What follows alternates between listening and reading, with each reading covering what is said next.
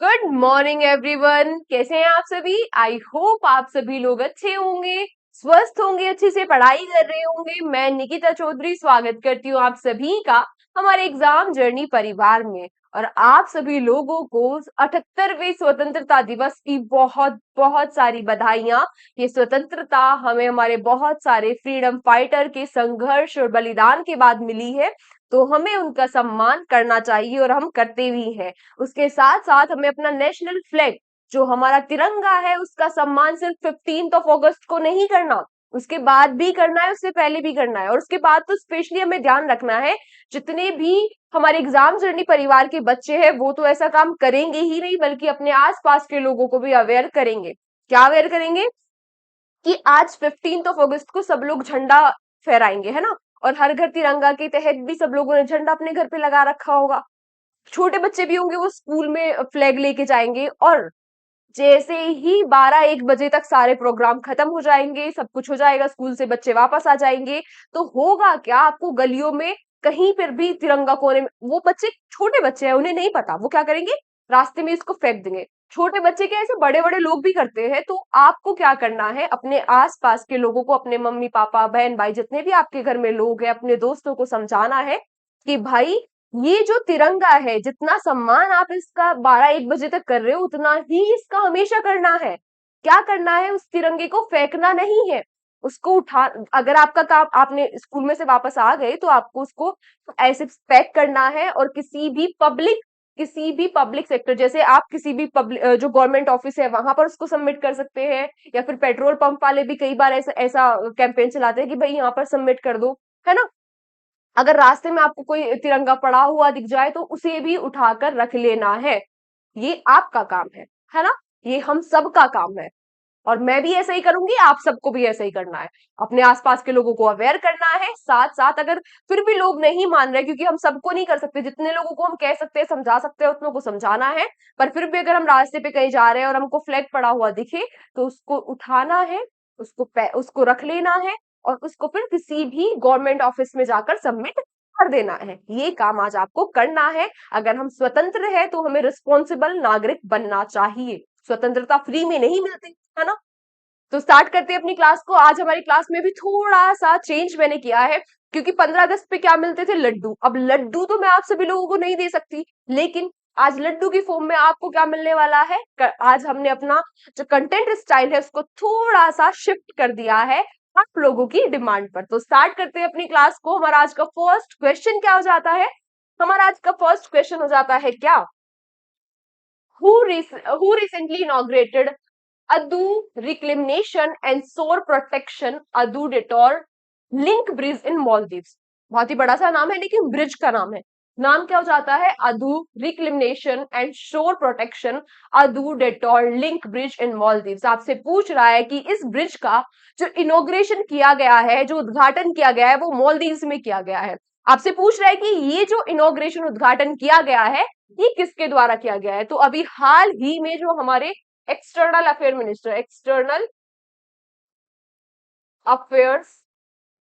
Minister, कौन है हमारे एक्सटर्नल अफेयर मिनिस्टर? हमारे जो विदेश मंत्री है एस जयशंकर जी, वो दौरे पर थे, कहाँ के? मालदीव्स के। तो तभी उन्होंने उद्घाटन किया है इस ब्रिज का। तो किसने इनॉग्रेशन किया है? किसने इनॉग्रेशन किया है? ये किया है किसने? एस जयशंकर जी ने। अगर हम यहाँ पर बात करें मालदीव्स के बारे में, अगर हम यहाँ पर बात करें मालदीव्स के बारे में, तो मालदीव्स की कैपिटल क्या हो जाती है? माले। माले क्या हो जाती है मालदीव्स की कैपिटल? करेंसी बताओ जल्दी जल्दी, करेंसी क्या हो जाती है? करेंसी क्या हो जाती है? जैसे हमारा रुपया, उनका क्या है? रुपया। रुपया, ये हो जाती है करेंसी। और भाई प्रेसिडेंट कौन है? इनका नाम तो आपको पता ही होगा, काफी चर्चाओं में रहे थे मालदीव्स और लक्षद्वीप के टाइम पे, है ना। तो ये कौन हो जाते हैं इनकी यहाँ के प्रेसिडेंट? कौन हो जाते हैं? इनका नाम फटाफट आप मुझे बता दो। मोहम्मद। मोहम्मद के आगे क्या है? हाँ हाँ, बोलो बोलो, मुजीब। मोहम्मद मुजी हो जाते हैं यहाँ के क्या? मोहम्मद मुजी हो जाते हैं यहाँ के प्रेसिडेंट। और अभी हमारे एस जयशंकर जी ने क्या किया, यहाँ पर एक तो ब्रिज का इनोग्रेशन किया, एक तो क्या किया, ब्रिज का इनोग्रेशन किया। उसके साथ साथ उसके साथ साथ जब ये वहां के दौरे पर है तो इन्होंने दो और समझौते किए, दो और समझौतों पे हस्ताक्षर किए। पहला समझौता तो क्या है कि 2024 से 29 तक, 2024 से 29 तक हम क्या करेंगे, मालदीव्स के 1000 जो सिविल सर्वेंट्स हैं उनको ट्रेन करेंगे, उनको ट्रेन करेंगे। उसके अलावा मालदीव्स में क्या किया जाएगा, यूपीआई सिस्टम को इंट्रोड्यूस किया जाएगा। यूपीआई यानी कि यूनिफाइड पेमेंट इंटरफेस को वहां पर क्या किया जाएगा, इंट्रोड्यूस किया जाएगा। ब्रिज इनॉग्रेट हो गया। उसके बाद क्या होगा कि 1000 उनके सिविल सर्वेंट्स को हम ट्रेन करेंगे और यूपीआई को भी वहां पर इंट्रोड्यूस करेंगे। इतनी चीजें आपको याद रखनी है। नेक्स्ट क्वेश्चन क्या हो जाता है हमारा, नेक्स्ट क्वेश्चन है recently who among the following state recently mandate the registration of temple maths and trust. अभी हाल ही में आपसे पूछ रहा है कि किस स्टेट ने टेम्पल्स, मठ्स और जो क्या होते हैं, ट्रस्ट्स होते हैं, उनका रजिस्ट्रेशन मैंडेटरी कर दिया। अब वो किस स्टेट ने कर दिया, चलो मैं आपको देती हूँ हिंट। और हिंट क्या हो जाता है, जो ये स्टेट है ये वही स्टेट है, ये वही स्टेट है जिसने फर्स्ट कास्ट सेंसस को कंडक्ट कराया था। कास्ट सेंसस को कंडक्ट कराने वाला ये पहला राज्य था। हाँ पढ़ा तो था मैम, कौन सा था आप जरा मुझे ये बता दो, कौन सा था। अच्छा चलो एक और हिंट देती हूँ, ये वही राज्य है, ये वही राज्य है जहां पर वर्ल्ड का लार्जेस्ट रामायण टेम्पल बन रहा है, रामायण टेम्पल बनाया जा रहा है। अब तो पता लग गया होगा है ना। चलो फिर भी मैं एक और हिंट देती हूँ। वो हिंट क्या है, अभी हमने कुछ ही दिनों पहले पढ़ा था मानवी मधु जी के बारे में। किसके बारे में, मानवी मधु जी के बारे में। ये जो मानवी मधु है ये बन गई है यहाँ की फर्स्ट ट्रांसजेंडर एसआई। पढ़ा था ना ये हमने, हाँ पढ़ा था ये हमने, लेकिन बहुत दिन हो गए पढ़ा था, शायद पिछले महीने पढ़ा होगा, तो इतने में आपको कहाँ याद रहता है। तो ये स्टेट कौन सा हो जाता है, ये स्टेट हो जाता है कौन सा, बिहार। तो बिहार में अभी क्या किया गया, बिहार में जो टेम्पल और ट्रस्ट है, टेम्पल ट्रस्ट और जो मठ्स है, इनका रजिस्ट्रेशन मैंडेटरी कर दिया गया। ऐसा क्यों किया गया, क्योंकि अभी बिहार के स्टेट जो रिलीजन बोर्ड है उन्होंने उन्होंने बताया कि 2512 अनरजिस्टर्ड टेम्पल और मठ्स है बिहार में। तो फिर क्या किया गया भाई, इन्होंने बोला कि भाई अब मैंडेटरी करो, ऐसे तो काम नहीं चलने वाला, ऐसे तो काम नहीं चलने वाला। जो आप जो Bihar Hindu religious trust act है कब आया था, 1950 में, 1950 में आया था। इसी के द्वारा बताया गया कि 2512 अनरजिस्टर्ड मठ्स, टेम्पल्स, ये सारी चीजें हैं। क्या क्या, मठ्स, टेम्पल्स, ट्रस्ट और धर्मशाला। मठ्स, टेम्पल और धर्मशाला 2512 है जो अनरजिस्टर्ड है। फिर इन्होंने क्या किया कि भाई पहले तो एक्ट आया था, कहा गया, अब इन्होंने कर दिया मैंडेटरी कि भाई अब आवश्यक है कि आपको कराना ही कराना पड़ेगा। और रजिस्टर्ड आप कहाँ पे कराओगे, तो रजिस्टर्ड आप कराओगे BSBRT यानी कि Bihar state board of religious trust में आपको इनको रजिस्टर कराना पड़ेगा। ठीक है, इतनी चीजें क्लियर। नेक्स्ट क्वेश्चन आपसे क्या कह रहा है, नेक्स्ट क्वेश्चन आपसे कह रहा है which of the following names given to the three newly identified marine structure। अभी हाल ही में, यहां तक क्या कह रहा है अभी, कि अभी हाल ही में 3 नई मरीन स्ट्रक्चर यानी कि समुद्री संरचनाओं को नाम दिया गया। कहां पर पाई गई है, इंडियन ओशियन में, by the national centre of polar and ocean research, national centre of polar and ocean research इन गोवा। जो गोवा का national centre of polar and ocean research है, इसके द्वारा अभी क्या किया गया, जो 3 नई संरचनाएं, नई समुद्री संरचनाएं पाई गई, कहां पर, इंडियन ओशियन में पाई गई, उनको नाम दिया गया। आपसे पूछ रहा है क्या कि इनको क्या नाम दिया गया। देखो अभी जो 3 पाई गई, उससे पहले भी 3 पाई गई थी, उससे पहले भी 3 पाई गई थी। तो पहले हम उनका नाम देख लेते हैं। जो पहले 3 मिली थी उनका नाम था CV रमन, NK पनिकर और DN वाडिया। जो ये मिली थी पहले, जो पहले मिली थी उनको ये नाम दिया गया। और अब जो मिली है उनको क्या नाम दिया गया, उनको नाम दिया गया अशोक, चंद्रगुप्त और कलपतुरा, कल आ, कलपतुरा, कलपतरु सॉरी। तो इनको क्या नाम दिया गया, अशोक, चंद्रगुप्त और कलपतरु, इनको भी नाम दिया गया। अब ये मरीन स्ट्रक्चर है क्या, देखो ये मैं आपको दिखा देती हूँ, ये रहा क्या, ये रहा हमारे हमारी पृथ्वी। यहाँ पे क्या है, अगर आपको दिख पा रहा हो तो यहाँ पे क्या है, इंडिया। और ये क्या हो जाता है, पूरा इंडियन ओशन। तो इस इंडियन ओशन में ये तीन स्ट्रक्चर मिली। और ये स्ट्रक्चर कैसी है, ये माउंटेन लाइक स्ट्रक्चर है। माउंटेन यानी कि पहाड़ की जैसी संरचना है। तो इन पहाड़ की जैसी संरचना को नाम दिया गया, क्या नाम दिया गया, चंद्रगुप्त, अशोक और कल्पत्रु। कल्पत्रु इनको नाम दिया गया। ये देखो यहाँ पर ये क्वेश्चन में अगर आप देख पा रहे हो तो ये रही ये संरचना, इनको अभी नाम जिनको दिया गया। ठीक है, नेक्स्ट आपसे क्या पूछ रहा है, which of the following has been ranked the best education institute of India, best education institute of India for the six time according to the national institute ranking framework. इसके बारे में हमने कल भी पढ़ा था कि NIRF की रिपोर्ट आई है, NIRF की रिपोर्ट आई है, इसके अकॉर्डिंग जो बेस्ट इंस्टीट्यूट है। और ये जो इंस्टीट्यूट है ये लगातार सिक्स टाइम, लगातार 6 बार बेस्ट इंस्टीट्यूट है ओवरऑल कैटेगरी में। ये कौन हो जाता है, IIT मद्रास। IIT मद्रास किसके द्वारा ये रिपोर्ट रिलीज की जाती है, education ministry. Education ministry, education ministry के द्वारा बनाया गया क्या, NIRF। कब बनाया गया, 2016 में। 2016 में नेशनल इंस्टीट्यूट रैंकिंग फ्रेमवर्क, इसके द्वारा ये रैंकिंग दी जाती है। और लगातार six time IIT Madras overall category में बेस्ट है। इसके साथ साथ इंजीनियरिंग में भी बेस्ट है। इसके साथ साथ इंजीनियरिंग में भी बेस्ट है। IISc बेंगलुरु ये क्या है, बेस्ट यूनिवर्सिटी। और ये 9th टाइम लगातार 9वीं बार बेस्ट यूनिवर्सिटी की कैटेगरी में आई है। जो एम्स दिल्ली है, जो एम्स दिल्ली है वो क्या है, मेडिकल कैटेगरी में बेस्ट है। ठीक है, और हमने बेस्ट कॉलेज भी पढ़ा था, हिंदू कॉलेज। हिंदू कॉलेज क्या हो जाता है, बेस्ट कॉलेज हो जाता है ना। ये सारी चीजें आपको याद रखनी है। IIS मैंने बताया ये 9th टाइम, ये 9 बार, लगातार 9वीं बार बेस्ट यूनिवर्सिटी है IISc बेंगलुरु। ठीक है, नेक्स्ट क्वेश्चन आपसे क्या पूछ रहा है, नेक्स्ट क्वेश्चन आपसे पूछ रहा है, in which Indian state was the country's first PM German colony constructed.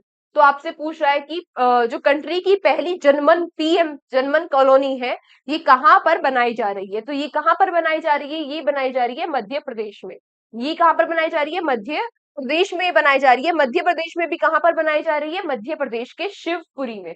Madhya Pradesh के शिवपुरी में। और शिवपुरी में भी कहा, शिवपुरी की 3 जो ग्राम पंचायत है, शिवपुरी की जो 3 ग्राम पंचायत है कौन कौन सी हो जाती है, वो जाती है हतोद, कोटा और दादिया।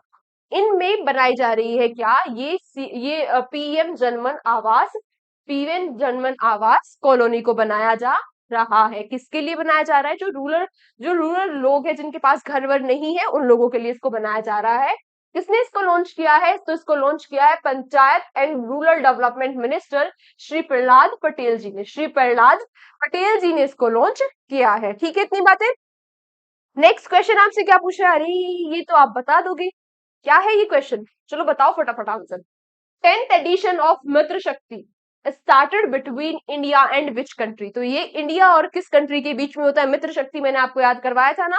हमारा मित्र कौन है, श्रीलंका। तो इंडिया और श्रीलंका के बीच में कौन सी एक्सरसाइज होती है, मित्र शक्ति। मित्र शक्ति एक्सरसाइज किसके बीच में होती है, इंडिया और श्रीलंका। रे रे रे, किसके बीच में होती है, इंडिया और श्रीलंका के बीच में। कौन सा एडिशन है इसका, इसका इस बार 10th एडिशन है ना। 10th एडिशन है। इसको होस्ट कौन कर रहा है, कहां पर हो रही है, इस बार ये श्रीलंका में हो रही है।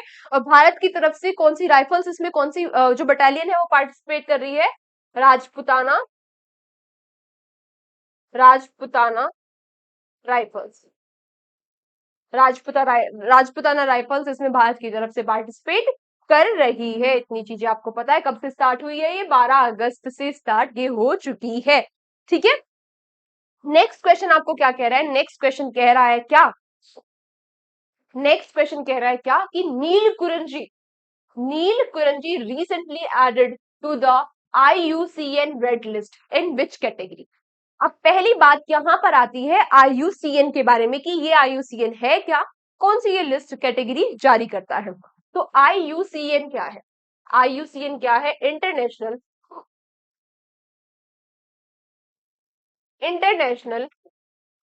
Union for conservation of nature, international union for conservation of nature कब स्टैब्लिश हुई थी?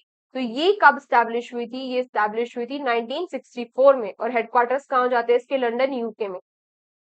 तो ये क्या करता है? इसका काम ही ये है क्या करना? संरक्षण करना। जो रेयर स्पीसीज यानी कि जो रेयर प्रजाति है, दुर्लभ प्रजाति है, उनका ध्यान रखना, उनका संरक्षण करना इस ऑर्गेनाइजेशन का काम हो जाता है। 1964 में ये स्टैब्लिश हुई थी।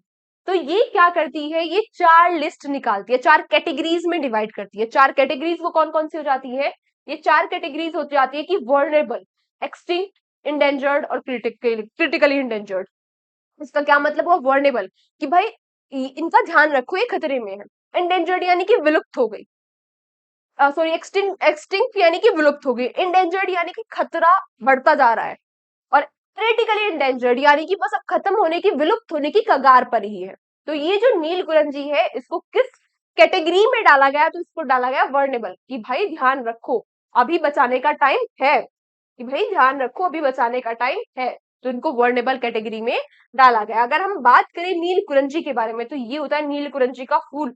ये क्या होता है? नील कुरंजी का फूल, जो 12 साल में एक बार खिलता है, जो 12 सालों में एक बार खिलता है नील कुरंजी का फूल। कहाँ पर पाया जाता है ये पाया जाता है वेस्टर्न घाट ऑफ इंडिया। कहाँ पर पाया जाता है? वेस्टर्न घाट्स में पाया जाता है। अच्छा, जो उसका साइंटिफिक नाम है ये भी इंपॉर्टेंट हो जाता है। उसका साइंटिफिक नाम क्या है? स्ट्रोब्लिटेंथस कुंथियाना। स्ट्रोब्लिटेंथस कुंथियाना इसका क्या हो जाता है? साइंटिफिक नाम हो जाता है, और ये नाम काफी इंपॉर्टेंट हो जाता है। आपको ये नाम भी किसी ना किसी एग्जाम में देखने को मिल ही जाएगा। क्लियर है इतनी चीजें? कौन सी कैटेगरी में डाला गया? वर्नेबल। नेक्स्ट क्वेश्चन आपसे क्या पूछा है? Maharashtra government has recently approved are river linking project involving which 2 river. तो ये भी हम पढ़ चुके हैं। कौन सी 2 रिवर को लिंक करने वाली है महाराष्ट्र गवर्नमेंट? वेनगंगा और नलगंगा रिवर को। कौन सी 2 रिवर को? वेनगंगा और नलगंगा रिवर को ये कनेक्ट करने वाली है। होगा क्या? इन दोनों रिवर को एक लेक की हेल्प से कनेक्ट कर दिया जाएगा। होगा क्या किससे? जहां पर पानी, ये जो एरिया है यहाँ पर पानी की आपूर्ति के लिए, पानी की आपूर्ति के लिए इन दोनों को कनेक्ट कर दिया जाएगा, जिससे इस रीजन में क्या हो जाए कि पानी पहुंच जाए। इतनी चीजें क्लियर है? नेक्स्ट क्वेश्चन आपसे क्या कह रहा है? Which airline company reclaimed the title of best airline in the world by winning Skytrax World Airlines Award? तो ये जो एयरलाइन है, बेस्ट एयरलाइन कौन सी बन गई है जिसने जीत लिया है स्काईट्रैक्स वर्ल्ड एयरलाइन अवार्ड 2024 को? तो ये कौन सी एयरलाइन बन गई है? कौन सी एयरलाइन बन गई है? ये बन गई है कौन सी? Qatar Airways. तो कतर एयरवेज ने इस अवार्ड को जीत लिया है। कतर एयरवेज ने इस अवार्ड को जीत लिया है। अगर हम बात करें टॉप 20 एयरलाइंस के बारे में, वर्ल्ड की टॉप 20 एयरलाइंस के बारे में, तो कतर एयरवेज टॉप पे हो जाती है, सेकंड पे सिंगापुर हो जाती है, और जो विस्तारा है वो 16th नंबर पे आती है। जो विस्तारा है वो कौन से नंबर पे है? 16th नंबर पर वो आती है। नेक्स्ट क्वेश्चन क्या हो जाता है? विच स्टेट रिसेंटली लॉन्च हर घर हर गृहिणी योजना एंड पोर्टल। अभी हाल ही में हर घर हर गृहिणी योजना पोर्टल किसने लॉन्च किया है? क्यों लॉन्च किया है? तो ये लॉन्च किया है किस लिए? जो अंत्योदय परिवार है, यानी कि जो गरीब परिवार है, उन लोगों को सिलेंडर 500 रुपए यानी कि कम दामों पर देने के लिए इस योजना को, गैस सिलेंडर वाला सिलेंडर उनको कम दामों पे देने के लिए इस योजना को लॉन्च किया गया है। नाम क्या हो जाता है? हर घर हर गृहिणी योजना। किसने लॉन्च किया है? तो इसको लॉन्च किया है नायाब सिंह सैनी। नायाब सिंह सैनी दिख रहा है? हाँ, नायाब सिंह सैनी ने इसको लॉन्च किया है। अब आप लोग जरा मुझे यही बता दो कि नायाब सिंह सैनी कहाँ के सीएम है? जहां के सीएम है उसी स्टेट ने लॉन्च किया है। तो कहाँ के हो जाते हैं? हरियाणा। तो इस योजना को किसने लॉन्च किया है? हरियाणा ने लॉन्च किया है। कौन सी योजना हो जाती है? हर घर हर गृहिणी योजना। हर घर हर गृहिणी योजना को नायाब सिंह, मुख्यमंत्री सैनी नायाब सिंह सैनी ने इसको लॉन्च किया है। किस लिए? जो अंत्योदय परिवार है उनको 500 रुपए में सिलेंडर प्रोवाइड कराने के लिए। ठीक है। अब कुछ वन लाइनर क्वेश्चन ये है आपके लिए, क्या लड्डू, मैंने बोला था ना आज आपको लड्डू मिलेंगे, और लड्डू में ऐसे लड्डू तो नहीं बांटने जा सकती आप सभी लोगों को, तो ये रहे आपके लिए लड्डू। लड्डू क्या रहने वाले हैं कि आप सभी लोगों को वो 10 क्वेश्चंस तो मिलेंगे ही, उसके साथ साथ कुछ क्वेश्चन इंपॉर्टेंट होते हैं जो क्वेश्चन की बाउंडेशन की वजह से, कि भाई 10 ही क्वेश्चन रखने हैं, उसकी वजह से छूट जाते हैं। तो कोई भी एग्जाम में आने की प्रोबेबिलिटी रखने वाला क्वेश्चन छूटना नहीं चाहिए। तो अब हम लोग क्या किया करेंगे, जो भी और इंपॉर्टेंट क्वेश्चन बचते हैं उसे वन लाइनर की फॉर्म में पढ़ लिया करेंगे, क्योंकि उनमें ऐसा कुछ ज्यादा याद रखने वाला होता भी नहीं है, ज्यादा समझने वाला भी नहीं होता है। वन लाइनर क्वेश्चन ही होते हैं कि क्वेश्चन है, आंसर है, और वो डायरेक्ट ही पूछे जाएंगे एग्जाम में। अगर पूछे गए तो वो डायरेक्ट ही पूछे जाएंगे। तो स्टार्ट करते हैं अपने वन लाइनर क्वेश्चन भी। और आपके लिए जो लड्डू है आज 15 अगस्त इंडिपेंडेंस डे पर, अभी जो ध्रुव स्पेस है, इसने जीईएस सिंगापुर में बेस्ड एक सेमीकंडक्टर मैन्युफैक्चरिंग कंपनी है, इसके साथ क्या कर लिया है, कोलैबोरेशन कर लिया है। नेक्स्ट क्या है, नेक्स्ट है कि वर्ल्ड ऑर्गन डे 2024, जो वर्ल्ड ऑर्गन डे 2024 है, ये कब सेलिब्रेट किया जाता है, तो ये 13 अगस्त को सेलिब्रेट किया जाता है। और इसकी थीम क्या हो जाती है, इसकी थीम हो जाती है क्या, be the reason for someone's smile, be the reason of someone's smile, इसकी क्या हो जाती है, थीम हो जाती है। अब यहां पर मुझे याद आया आपके लिए question for you, question for you. और आज आपके लिए क्वेश्चन फॉर यू क्या रहने वाला है, क्वेश्चन फॉर यू रहने वाला है, आपको बताना है कि national organ day, national organ day कब सेलिब्रेट किया जाता है, और ऑर्गन डोनेशन के मामले में सबसे शीर्ष पे कौन सा राज्य हो जाता है, ये आप लोग मुझे बताएंगे। वर्ल्ड ऑर्गन डे हमने 13 अगस्त को सेलिब्रेट किया, जो इसकी थीम हो जाती है वो क्या हो जाती है, be the reason for someone's smile, ये इसकी क्या हो जाती है, थीम हो जाती है। नेक्स्ट क्वेश्चन क्या है, अभी DRDO, defence research and development जो ऑर्गेनाइजेशन है, वो डेवलप करने के लिए कह रहा है क्या, Pinnacle mark MK3, Pinnacle mark 3 यानी कि पिनाकल MK3।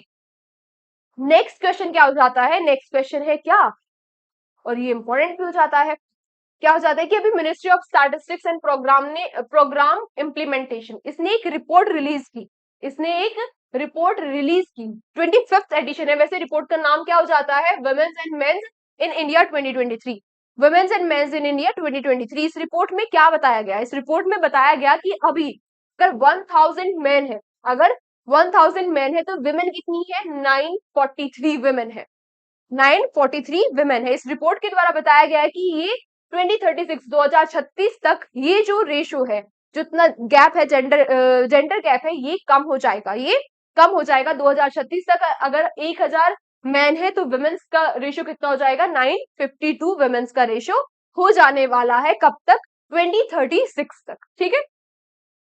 नेक्स्ट, अच्छा, वर्ल्ड इंटरनेशनल यूथ डे हम कब सेलिब्रेट करते हैं, ये हम सेलिब्रेट करते हैं कब, 12 अगस्त को, 12 अगस्त को हम सेलिब्रेट करते हैं। और इसकी थीम क्या थी, from click to progress, youth digital pathway for sustainable development, इसकी क्या हो जाती है, थीम हो जाती है। और नेशनल यूथ डे हम कब सेलिब्रेट करते हैं, 12 जनवरी को। किसकी बर्थ एनिवर्सरी है, स्वामी विवेकानंद जी की बर्थ एनिवर्सरी होती है उस दिन।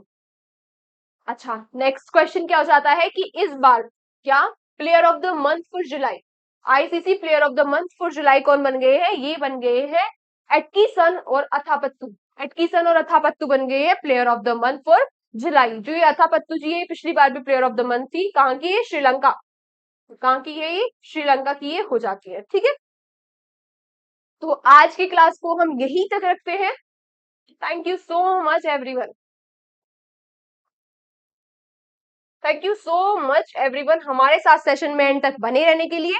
मैम पीडीएफ कहाँ मिलेगी, पीडीएफ आपको क्लास के बाद तुरंत कहाँ पर मिल जाएगी, मैक्सिमम 10 बजे तक हमारे एग्जाम जर्नी के टेलीग्राम चैनल पर आपको पीडीएफ मिल जाएगी, ठीक है। बाकी आज क्या करना है, आज जो मैंने आपको स्टार्टिंग में बताया था उस चीज का आपको खास ध्यान रखना है।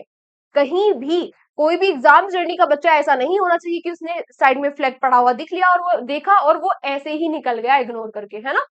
और अपने घर वालों को, अपने घर में छोटे बड़े बच्चे जो भी होंगे उनको समझाना है। तो बस आज की क्लास को हम यहीं तक रखते हैं, कल के सेशन में आप सभी लोगों से फिर से मुलाकात होगी। तब तक अच्छे से पढ़ाई कीजिए, अपना ध्यान रखिए, है ना, रिस्पॉन्सिबल नागरिक बनिए, अपने बड़ों का सम्मान कीजिए, अपने छोटों से प्यार कीजिए। And happy independence day to all. Thank you.